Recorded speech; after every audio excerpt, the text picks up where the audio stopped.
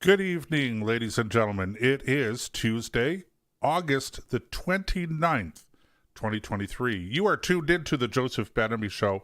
I am your host, Joseph Benamy. Thank you so much for joining. As usual, lots of things in the news, but what I really want to concentrate on tonight that I think we need to do a real deep dive into, and that is the whole controversy that is erupting here in Canada, started in New Brunswick, the province of New Brunswick, then over to the province of Saskatchewan, and now the Minister of Education in Ontario as well, although they haven't announced the full policy per se. The Minister of Education in Ontario also now is on record as saying that parents ought to be the ones that make the decisions with respect to children, teenagers deciding that they want to use different pronouns, different names, and initiate, at least if not biologically or medically, at least administratively, the process of transitioning from one gender to the next. And as I said, there's no policy that's been formally adopted in Ontario that I'm aware of, but the minister did say this, and he's right. And I want to get into that whole question, that whole issue in some detail tonight. But before I do, there are a couple of other headlines that I thought that you would be interested in particular. So let's see, what was I going to talk about? I usually make a list. Oh, yeah. So the head of the Wagner mercenary group, private army in Russia, dead in a plane crash. And one of the headlines today, coming out of Moscow, that Vladimir Putin has decided to skip the funeral for Mr. Prigozhin. Now, the common thinking here, and I think that there's a lot of credibility in this, is that Prigozhin was murdered by Putin or on the orders of Putin. That Putin ordered that plane to be shot down, sabotaged, a bomb placed on board. I don't know. I don't know what brought the plane down, but I do know that when you go up against Vladimir Putin, that your days are numbered. And this has been going on for quite some time. Journalists who have been arrested and put in jail or just disappeared, other political opponents, even abroad, who have been poisoned. So this has been going on for quite a while. There's a pattern here, and when the pattern starts to develop, then you have to say, look, it's clear that there's something going on here. This is not just coincidence. I mean, there's an outside chance that it's coincidence, but at some point in time, thinking people have to say, wow, this is just beyond the pale. And of course, Putin got away with it once, twice, three times. So why wouldn't this become common practice for him? And it's beginning to look like it's common practice. This is a very serious problem internationally, ladies and gentlemen. When leaders of countries start to simply assassinate one another, when key people start to assassinate one another, nobody is safe. Nobody is safe. Even Justin Trudeau isn't safe. And nobody should misconstrue, misrepresent, misinterpret my words. I am not suggesting that anyone should be targeting Justin Trudeau or that somebody is. I don't know. But the point I'm making here is that this seems to me to be so far beyond the pale. And I'm not a big supporter, as you very well know, of the assistance, almost unlimited assistance, that we are giving militarily to Ukraine in its conflict with the Russians. But this kind of behavior on the part of Vladimir Putin makes it ever so slightly a little bit harder for me to argue against that kind of support. And I'll tell you why. I think I said this actually a couple of weeks ago on this show. I'm not entirely convinced that if we don't stop Putin in the Ukraine, that he's going to then look at the Baltic countries, some of which are NATO allies, Poland, which is a NATO ally. And, I've always said, I've been saying all along, I can't see the Russians actually attacking Poland if they were to subdue the Ukraine. I can't see them invading the Baltic countries, or I should say really re-invading the Baltic countries, because the Russians under Stalin invaded the Baltic countries in 1940 and annexed them. And it wasn't until the latter part of the century, after the fall of the Soviet Union, that these Baltic countries regained their independence.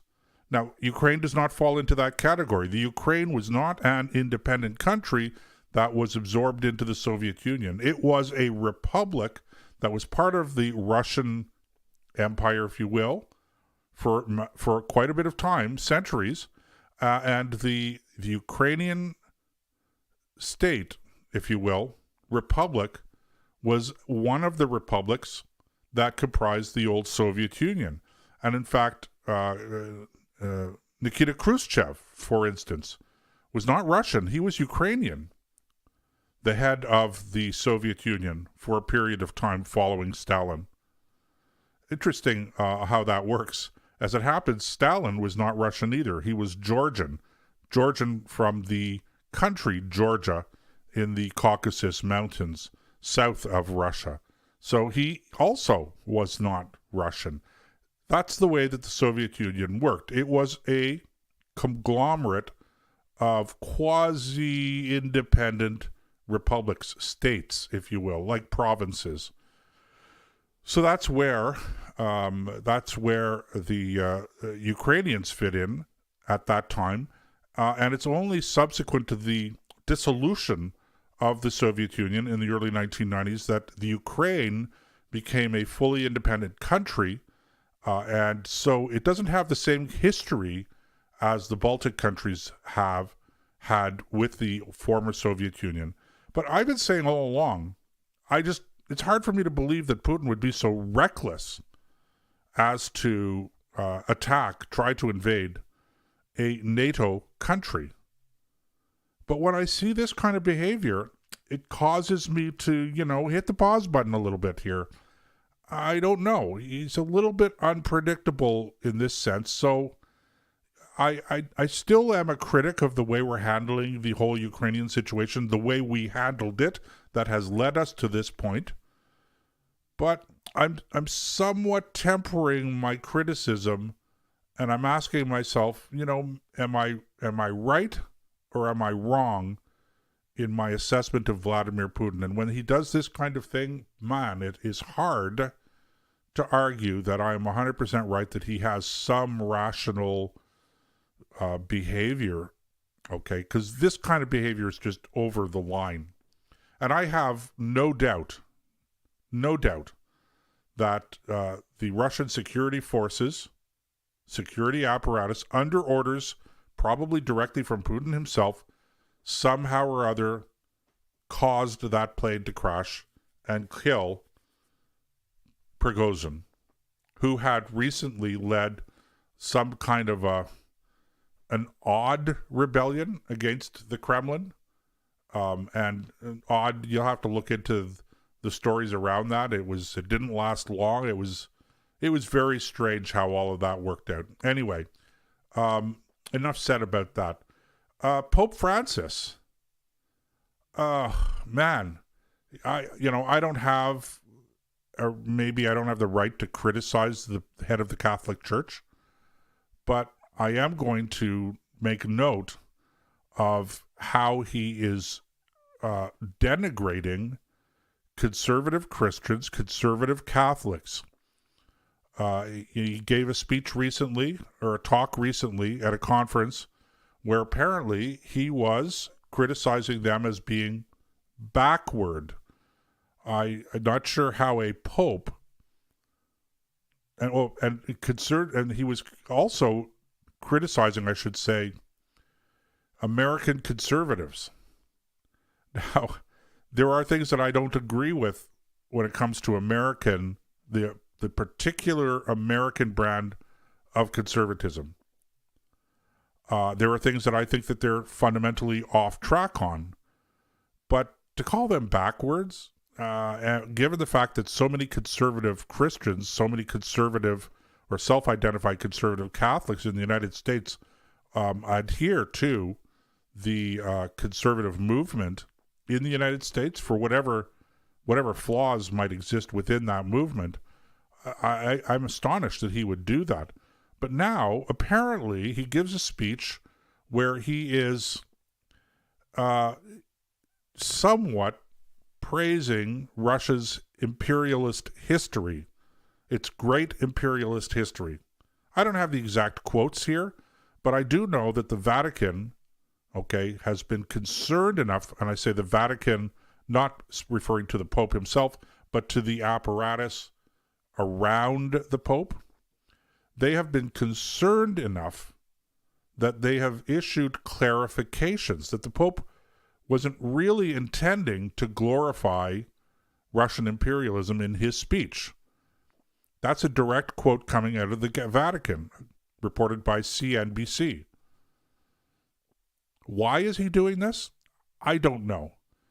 But, you can hold the line on both tradition and law, canon law in this case, fair enough, but law nonetheless, insofar as the Catholic community is concerned, the church is concerned, you can hold the line on these things, you could be inflexible on these things, and still be compassionate and understanding, and not abandon your mission or your responsibility, to care for the poor, to feed the hungry, to clothe and put a roof over the head of the homeless. All of those things are good things. And, sometimes we look at these things, even as conservatives, we look at them and we present ourselves with a kind of a false dichotomy. That is to say that we think that we have one way or the other. You're either compassionate or you're not compassionate.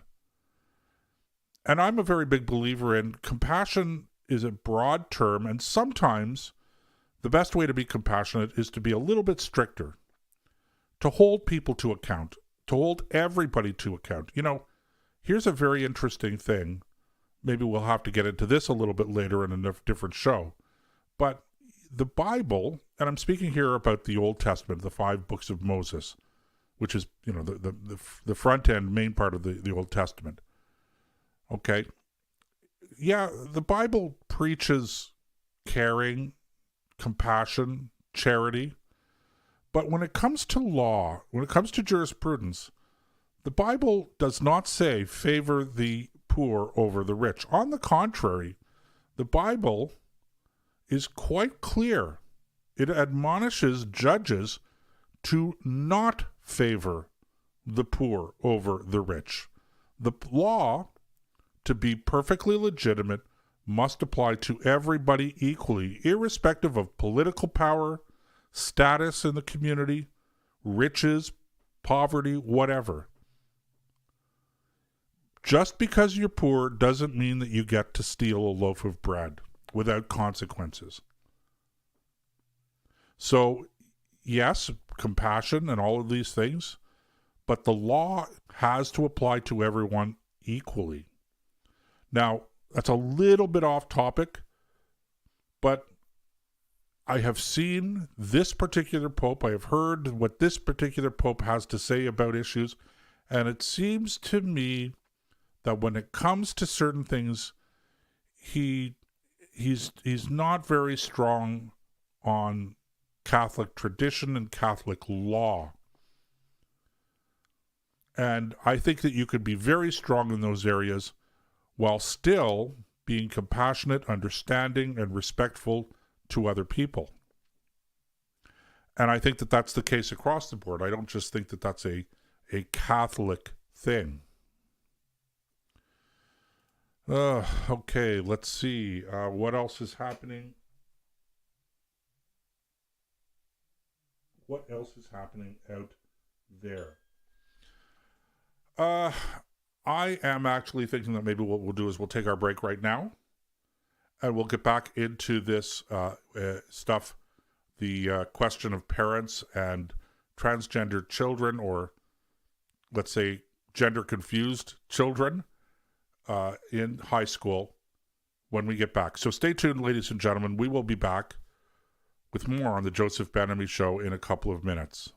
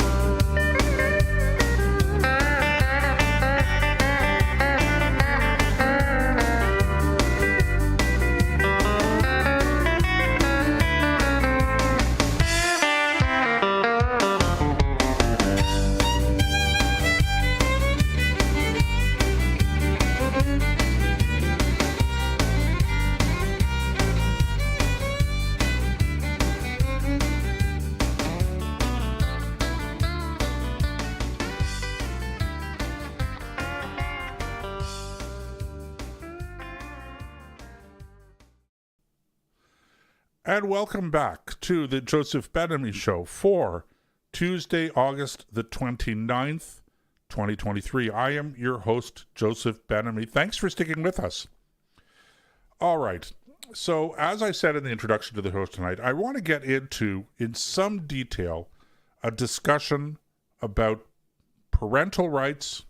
And I'm going to use that term right now, but I really want to challenge the whole framework of everything that's going on the transgender movement with kids as a parental rights issue. I don't want to say that it's not parental rights issue. It is, but I think it's so much more than that when we talk about rights. So I really want to get into this. In Canada,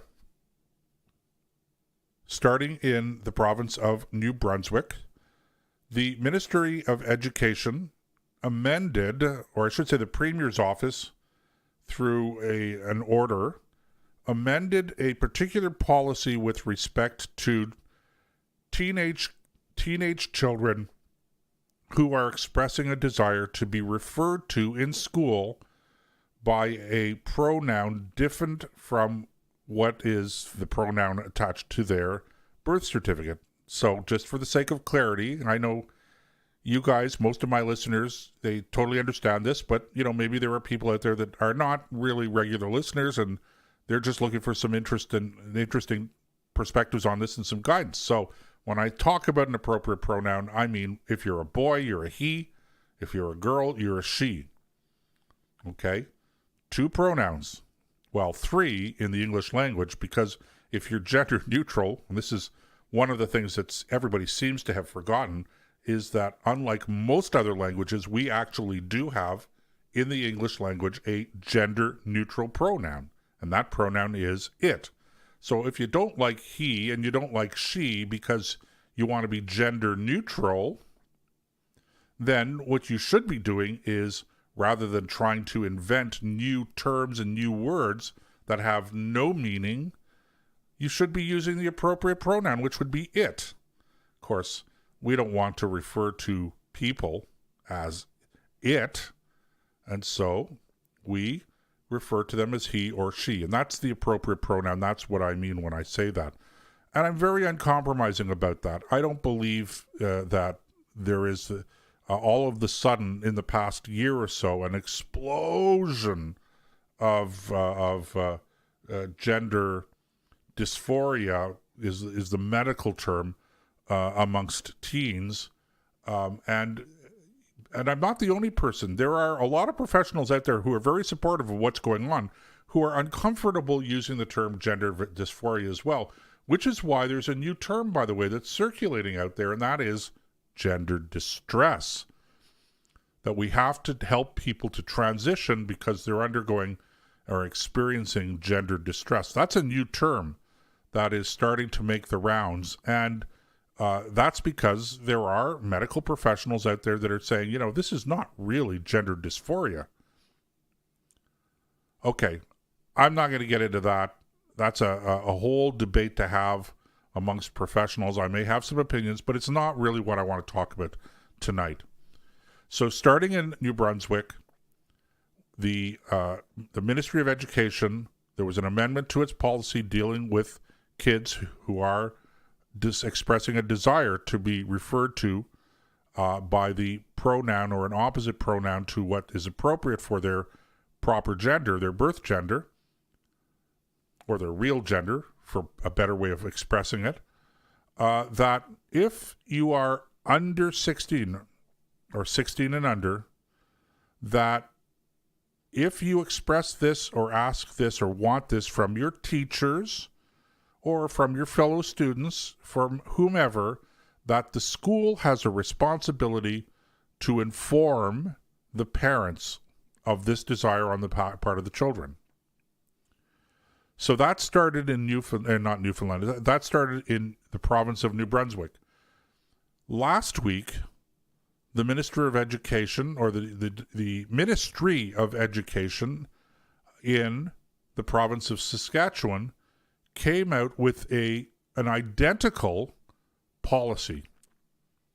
Again, the policy is that if you're 16 or under and you desire to change your pronoun to be referred to as a he or a she when you were born the opposite sex, the opposite gender, that the ministry, that teachers, that other people involved in the school have to keep the parents informed. And now in the province of Ontario, although I haven't seen that this is an official policy that's been adopted in writing anywhere, certainly the Minister of Education has said this is a question of parental rights. Parents should be informed. So I haven't seen an official policy on this, but it sounds to me like this will be the policy of the public school system in Ontario. And when I say policy, I mean the official policy. Whether or not employees of the various boards of education in the various provinces that I've cited are going to follow these directives, that's a different subject altogether. If they don't, they should be fired. But we're not talking about that. We're just talking about the policy that's being promulgated by the government. And now the leader of the federal Conservative Party in Canada, Pierre Poilievre, is echoing what is coming out of these three provinces, and he's also saying when it comes to the gender issue, that's a matter for parents and the kids to work out between themselves. The state shouldn't be involved in it. He didn't say that particular phrase. I've added it on, but that's the implication. The state should not be involved in this. This is a decision that should be made between parents and the kids that are involved. Now, I'm one of those people that says, I really don't care what the parents say about this. It shouldn't be happening. And if parents are encouraging this, I think it's a form of child abuse. But at least insofar as the policy is concerned, it seems to me that we're heading in more or less the right direction. That more and more political officials, leaders, are starting to say, let's hit the pause button on this transgender stuff for youth. And that's a good thing. That is a good thing. I'll give credit where it's due. I don't think it goes far enough, but it's in the right direction. So let's be supportive of those governments and those politicians who are saying, let's hit the pause button. Okay. But this is not just a question of parental rights. This is a question also of parental responsibility, and it's a question of kids' rights, children's rights. Now, you're going to hear a lot of noise out there from the advocates of the trans community. I hate to use that term, but I'm using it only because I need to have some kind of a respectful term that I can use to refer to people who are in that mindset. You're going to hear from spokespeople ostensibly representing that community, quote unquote, that this is a violation of both trans rights, whatever that's supposed to mean, because trans doesn't have rights. So I think that that's just a silly, meaningless term anyway. People have rights, perhaps, but not trans. Trans people have rights. But do they have a right to not inform their parents? That's a separate question. I don't think it's unreasonable in anybody's eyes, or it shouldn't be unreasonable in anybody's eyes, that when you're talking about a 12-year-old or a 13-year-old or a 14-year-old or even a 15 or even a 16-year-old, I think that it's perfectly reasonable to say to these people, look, I hear where you're coming from, but I have to, your parents have to be involved in this. Now, they may not like it, but I don't see that that's such an outlandish policy. And for people to protest, the irony of all of this is that, and I'm reading in the newspaper about parents protesting. There was a parental protest, okay? Hundreds of parents protest this policy change in Saskatchewan.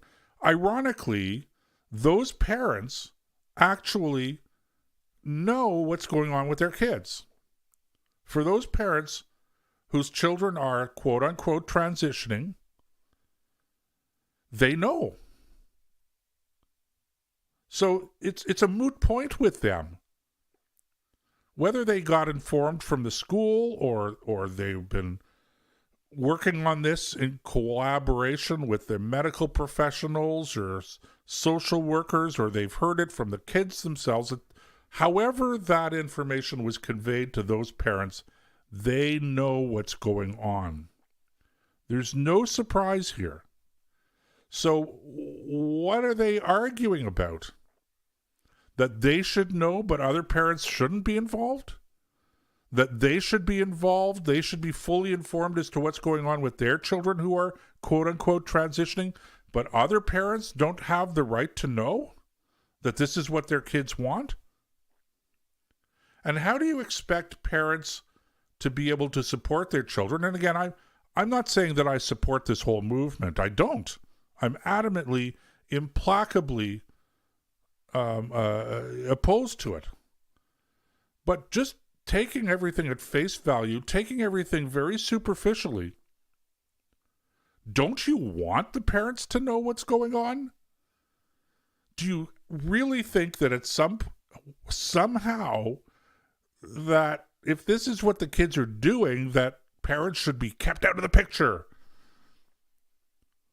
Don't you want parents to be involved? Don't you want parents to be supportive?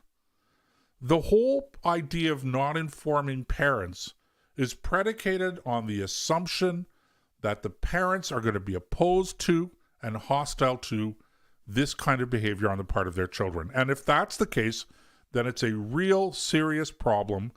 If we have to have a policy of not informing people, it's a really serious problem that the officials in the public school system are taking such a low opinion of the parents, or a position that is so diametrically opposed to what the majority of parents probably want or don't want.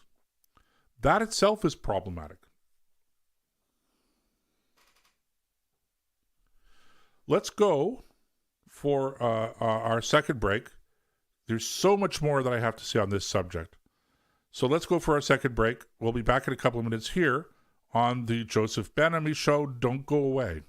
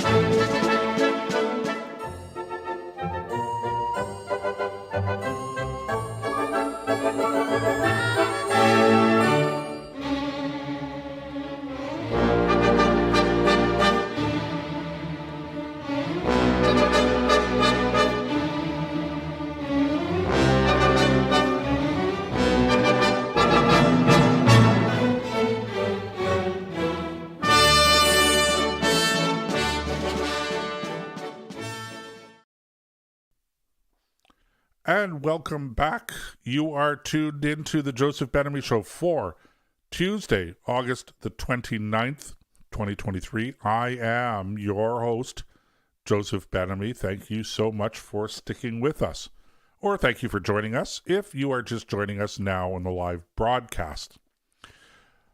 All right, we are talking about the policy that will be requiring teachers in at least two provinces, New Brunswick and Saskatchewan, here in Canada, and the desire expressed by the provincial minister of education in Ontario that parents should be involved in and informed about the decisions of their children under 16 to use a different pronoun than the one they were born with when in school.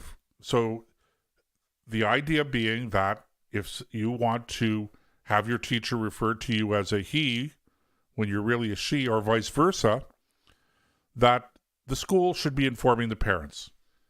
And that just seems to me to be common sense. Now, I alluded to earlier the fact that I'm just a little bit uncomfortable with the framing this argument as a parental rights argument, framing the argument in support of that policy as a parental rights argument. That's not to say that it's not a parental rights issue. It is. Parents have rights when it comes to raising their children. But I like to say that really, even though from a legal point of view they have rights, really from a moral point of view, parents don't really have rights. They have responsibilities. And one of the responsibilities of parents in terms of raising their children is to help them to transition. Yes, I use the term transition because the truth is we all transition as human beings. We transition from childhood to adulthood. And that is a lengthy, years-long process that can be for sure confusing. For sure, it can be very painful emotionally, physically, for those people who are going through it, which we all do. And we all suffer to one degree or another. And we all get through it. Most of us unscarred. It happens that some people, they get through, but, not so easily. And there are residual problems afterwards. I'm talking about the norm here. I'm not talking about every single case. There are always exceptions to the norm. But normally we get through it. And we get through it partly because we have the support, the understanding, the guidance of our parents who have gone through it themselves. The experience, the compassion, the understanding of our parents who have gone through this themselves. I think that that's a critical component to helping children transition from childhood to adulthood.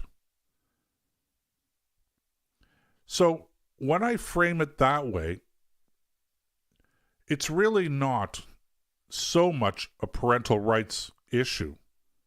There is an element, an aspect of parental rights engaged in this debate. But really, I see it as a children's rights issue.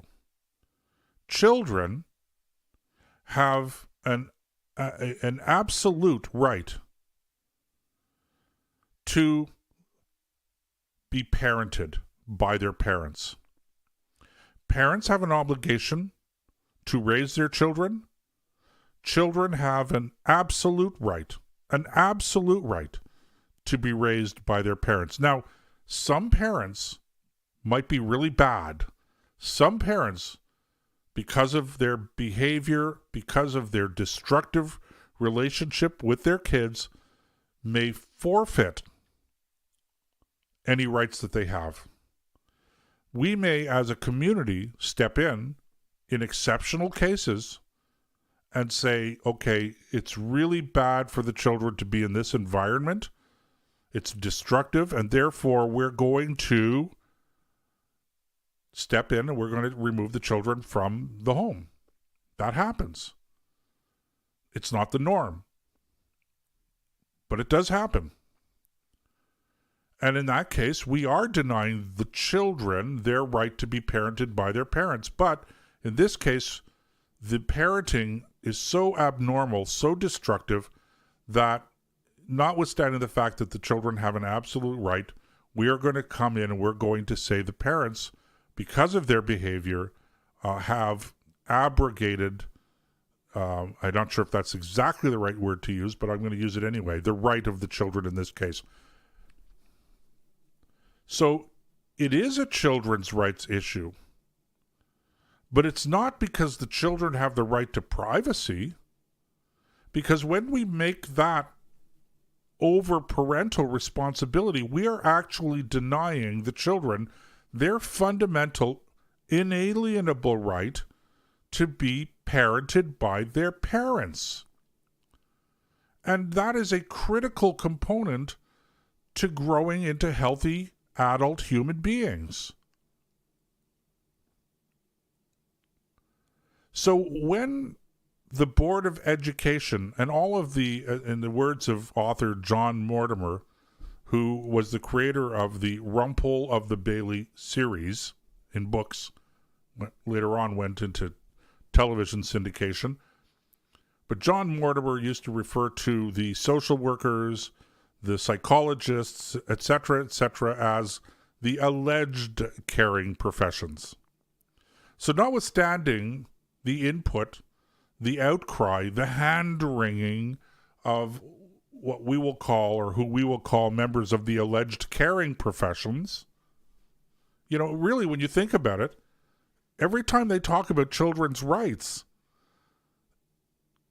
it's not children's rights that they're defending.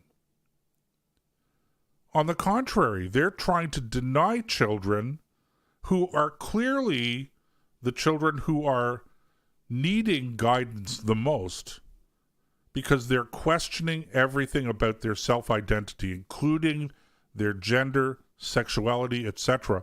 Those are normal things. That's struggling with these issues, having some distress around these, especially when it comes to girls, is a normal thing. And I don't for the life of me understand parents today who have become so dependent on the opinion of the alleged caring professions that they've forgotten these fundamental things. You don't actually need to have a medical or a psychological professional or a social worker involved in this kind of stuff. What you need to do is you need to sit back as a parent and recall all of the silliness, all of the foolishness, all of the pain, and it's real pain, it's not fake pain, that you yourself experienced when you were transitioning between adulthood, between being a child and becoming an adult. If you're a woman now, at some point in time, you had to go through puberty, you had to go through and experience all of the painful and, in many cases, embarrassing changes that came over you as you transitioned from being a child, a girl, to a woman. Males go through it as well, but it's not as bad for males as it is for females. Now, I personally didn't experience it. Obviously, I'm a male. I'm afraid I wish I didn't actually have to say that, but in this day and age, maybe you actually do have to say it. But I'm a man. I went through the transition.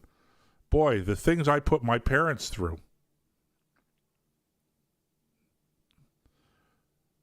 But I also had a sister.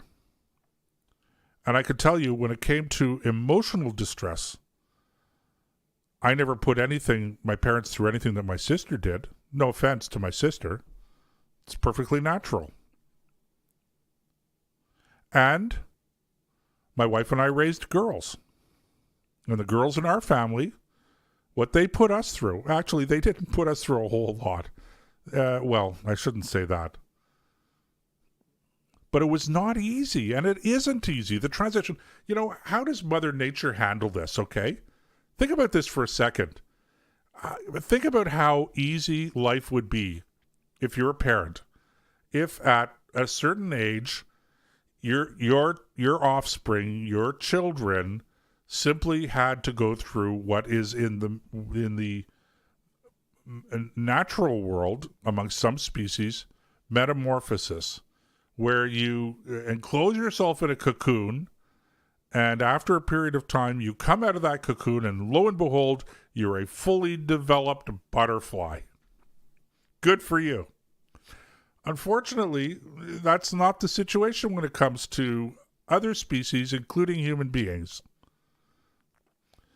Okay, so, we suffer. It's painful. It's difficult. It is confusing. This is exactly the time when parents need to be involved. And not involved as in supporting a decision that is being made without due understanding of the process that they're going through. Help them through it. It's like if you're a drug addict and you want to kick the habit, okay, kicking the habit, you help them to stop with the drugs, and it's painful, but they get through it. Maybe it's not a good analogy, certainly isn't it a perfect one, but that's kind of the direction I'm going with this.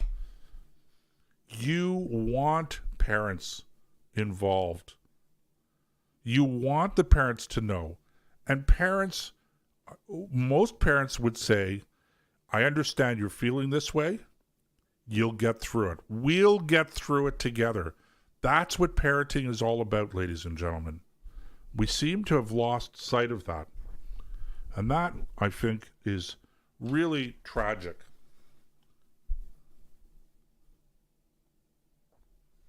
So, what's the bottom line? Well, the bottom line, as far as I'm concerned, ladies and gentlemen, is this. If you live in the province of New Brunswick,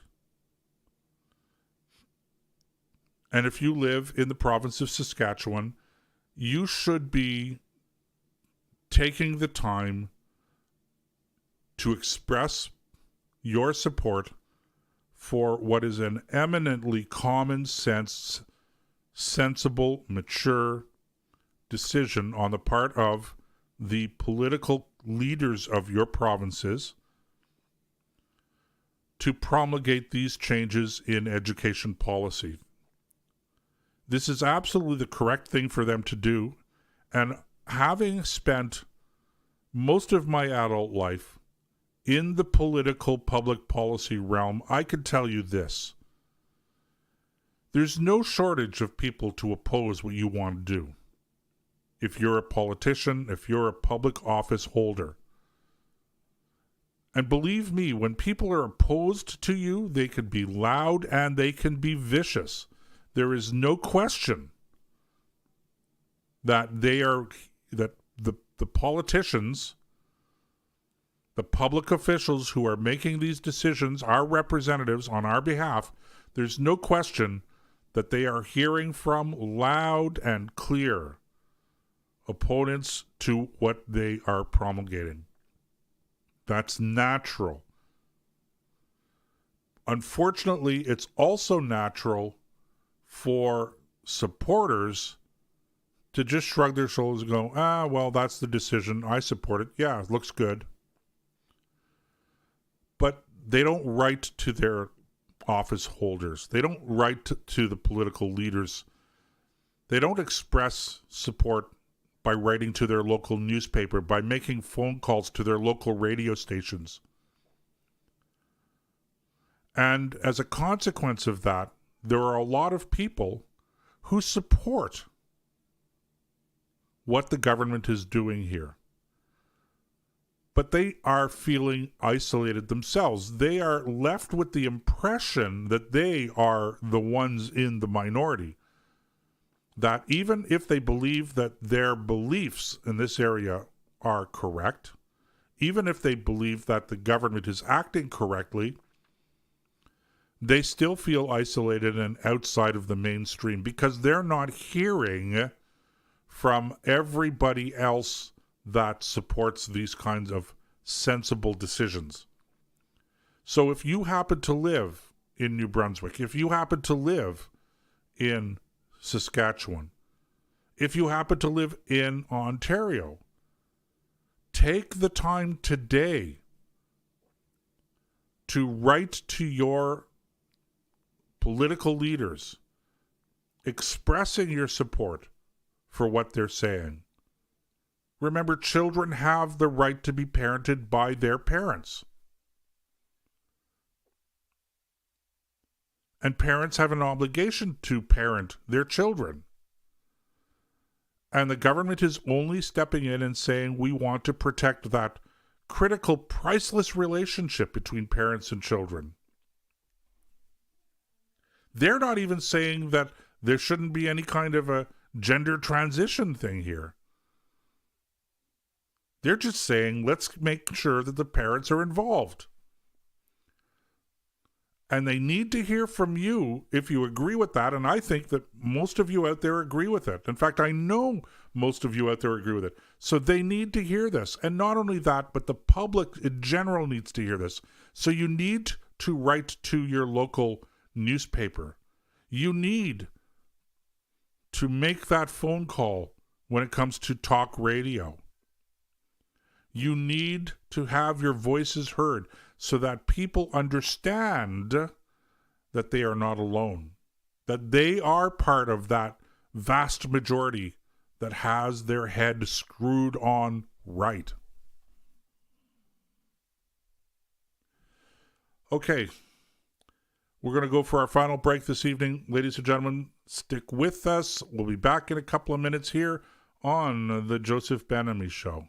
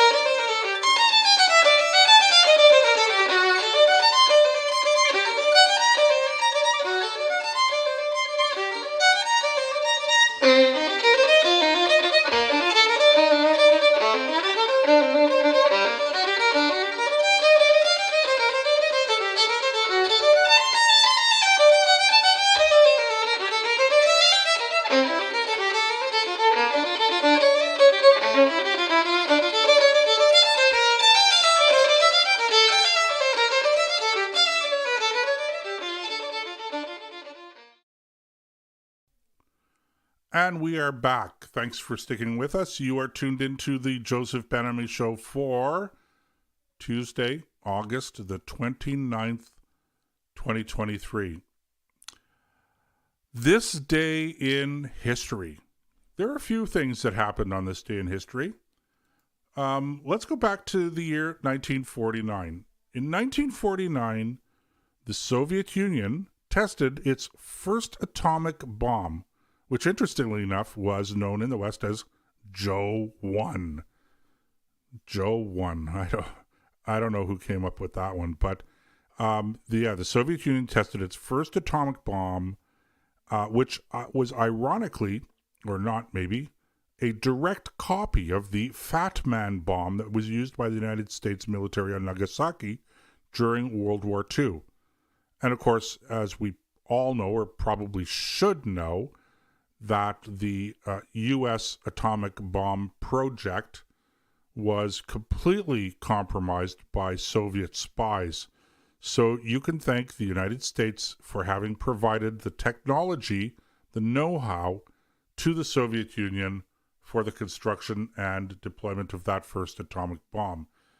And it completely changed history. Also on this day in 1997, here's an interesting bit of trivia. Netflix, the company that is the streaming software company, or streaming movies and television shows company that we are all familiar with, was founded on this day in 1997 by a couple of fellows in the United States by the name of Reed Hastings and Mark Randolph. Now, what you may not know, if you're not old enough, is that Netflix actually started as a video rental company. There were places where you could go, and you would go in, and you would pick a video, go to the counter, rent that video. They'd give you the VHS tape or whatever, and then, of course, they started transitioning to CDs and DVDs, etc. But originally, this is what happened. You would go in and you would rent the video, and then after a day or however long you rented it for, you'd bring it back. Netflix did the same thing, only they did it through the mail. You would order it, get it delivered, and then you'd send it back. That didn't last very long because these guys harnessed the power of the internet very quickly. And now I don't know of any place where you can actually go in now and just rent a VHS video or a CD or a DVD or whatever. So Netflix basically put that whole industry out of business. Finally, also on this day in 2005, my friends, Hurricane Katrina hit New Orleans. That's in 2005. And it devastated the area. New Orleans was essentially underwater, badly flooded, when its levees were breached the following day from the flooding that was caused by Hurricane Katrina. Terrible, terrible situation. And that was this day in 2005. Okay, ladies and gentlemen, coming to the end of another frenetic, energetic, muscular hour of commentary on politics, culture, current events, etc. Appreciate you tuning in. As always, check out the website, www.josephbenamy.com, all one word without the hyphen. While you're there, sign up, please, for your free email updates. We don't share our lists with anybody, but it will keep you up to date on what's happening in, our world. Check out our list of recommended reading. Download books. These are great titles, and if you have anything that you want to suggest in terms of other titles, please be my guest. We're always looking for your suggestions. You can always send your comments, whether it's on that, recommending books or recommending topics to discuss, or just commenting on anything that we've discussed on this show. You can just use the contact form right there on the website again. www.josephbenamy.com, all one word without the hyphen. All right. So we will see you then tomorrow night here on the Joseph Ben-Ami Show. Until then, God bless. And remember, do not drink the Kool-Aid.